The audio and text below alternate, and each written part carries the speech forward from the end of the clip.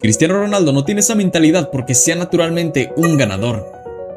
Pero, ¿qué tendría que pasarte para convertirte en alguien que nunca parece estar satisfecho con lo que consigue? Cristiano ha ganado prácticamente todo lo que un futbolista puede ganar. Claro, le faltó levantar una Copa del Mundo, pero eso no es lo importante. Aún así, cuando pierde un partido, su reacción sigue siendo la de alguien que siente que acaba de dejar escapar algo importante. Eso es lo extraño. No parece una persona que simplemente disfrute de haber llegado hasta donde está.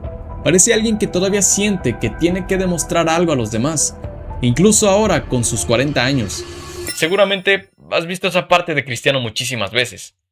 De hecho, cuando las personas hablan de él, aparece una idea que se repite constantemente: que no existe otro futbolista con una mentalidad, una perseverancia y una dedicación como la suya. Y justamente ahí está la clave. Pero te cuesta.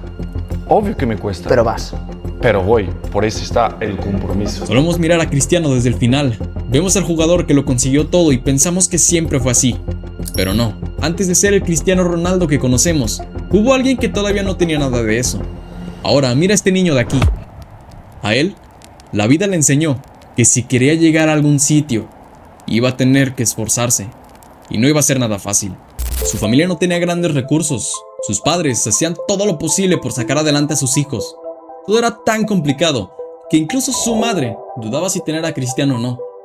Ahora presta atención, porque aquí empieza a aparecer una parte de Cristiano que muchas veces pasamos por alto. Y es que desde muy pequeño tenía una necesidad enorme por competir, y cuando algo no le salía bien, sus reacciones eran muy notorias para los demás. Y curiosamente, durante un partido, Cristiano se enfadó tanto porque su equipo no estaba jugando como él quería, que terminó llorando. Sí, parece una historia sin importancia, pero en realidad nos ayuda a entender parte de su personalidad, pues ese comportamiento fue la clave para construir su carrera. Es decir, su ambición no apareció de la nada cuando llegó al Manchester United. No, ya estaba ahí. Lo que cambió fue todo lo que hizo con ese comportamiento. Cristiano sabía que el fútbol podía darle algo que todavía no tenía, una oportunidad para salir de esa situación. Pero por primera vez, a Cristiano le esperaba un reto mucho mayor, algo que nunca había vivido antes. Estaba rodeado de jugadores mejores que él. Ahora todos querían llegar al mismo sitio, todos eran buenos y todos tenían algo que demostrar. Fue ahí donde conoció al hombre que le cambiará la vida por completo a Cristiano Ronaldo, Sir Alex Ferguson. Pero aún era demasiado individualista, perdía balones, intentaba regates que no siempre funcionaban. Aunque es aquí donde empieza a cambiar la historia por completo. Cristiano no respondía a las críticas intentando convencer a la gente con palabras, respondía de otra forma. Cada vez que encontraba algo que todavía no dominaba, intentaba mejorarlo. Sí, Sir Alex Ferguson tuvo muchísimo que ver en su transformación, pero aquí viene lo realmente interesante. ¿Qué fue lo que vio en ese joven Cristiano Ronaldo? Ferguson no intentó simplemente convertirlo en un mejor futbolista, empezó a exigirle algo mucho más difícil, que entendiera todo lo que podía ser capaz de hacer. ¿Ves eso? La mirada de Ferguson demuestra algo muy particular: tranquilidad. Pero más que eso, expresa confianza, como si supiera perfectamente el destino de Cristiano. Digo, no es casualidad que dejara de ser aquel joven delgado individualista para convertirse en uno de los futbolistas más preparados del mundo. Pero no voy a mentirte, hay algo que llamó especialmente mi atención cuando miré este cambio, y es que Cristiano empezó a construir una identidad alrededor de la idea de que podía mejorar cualquier aspecto de su vida. Y cuando una persona empieza a pensar así, aparece un problema. Es difícil encontrar un punto en el que puedas decir: soy suficiente. Eso explica bastante bien por qué Cristiano podía ganar la Champions y poco después estar pensando en el entrenamiento del día siguiente. Pero todavía faltaba algo. Hasta ese momento, Cristiano había convertido sus dificultades en motivación, había aprendido a responder a las críticas.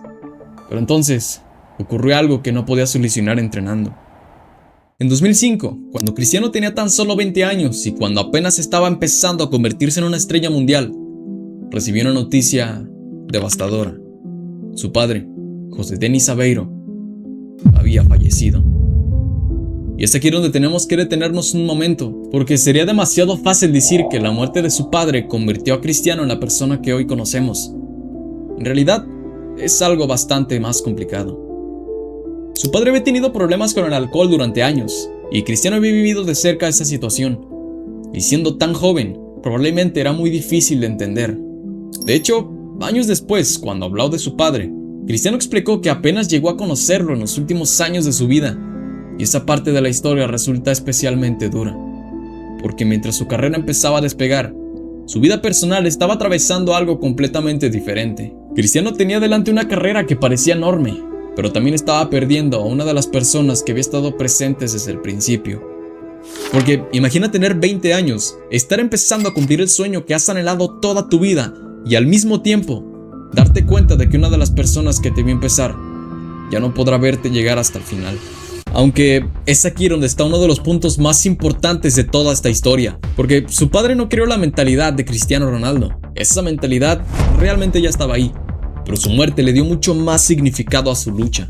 Y es que lo que hizo Cristiano con todo ese dolor es probablemente una de las razones por las que, incluso después de haberlo conseguido todo, sigue comportándose como si todavía tuviera algo que mejorar. Y es que el día siguiente de la muerte de su padre, Cristiano Ronaldo pidió ser titular en un partido contra Rusia. Y ese día, Portugal prácticamente quedó clasificado para el Mundial del 2006. Jugó así durante meses, pero ese profundo dolor jamás se fue. Pero fíjate lo que esto significa cuando lo miras desde otro ángulo. Cristiano no podía controlar lo que había pasado, eso está claro, pero había una sola cosa que sí podía hacer: controlar lo que haría el día siguiente.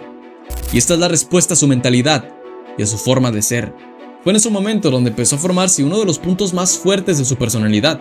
Por eso su obsesión con el entrenamiento resulta tan interesante, pues no se trataba solamente de estar en forma. Ahora, Cristiano llegó a un punto en el que parecía querer eliminar cualquier excusa. No importaba qué aspecto de su vida pudiera mejorar, siempre lo cambiaba.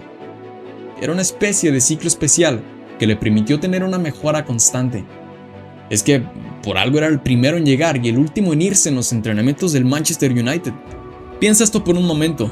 Cuando construyes tu vida alrededor de la idea de que siempre puedes hacer algo más, llegar a la cima no significa que puedas descansar, ¿cierto? Significa que tienes que encontrar una cima todavía más alta. Eso es exactamente lo que vimos durante sus años en el Real Madrid.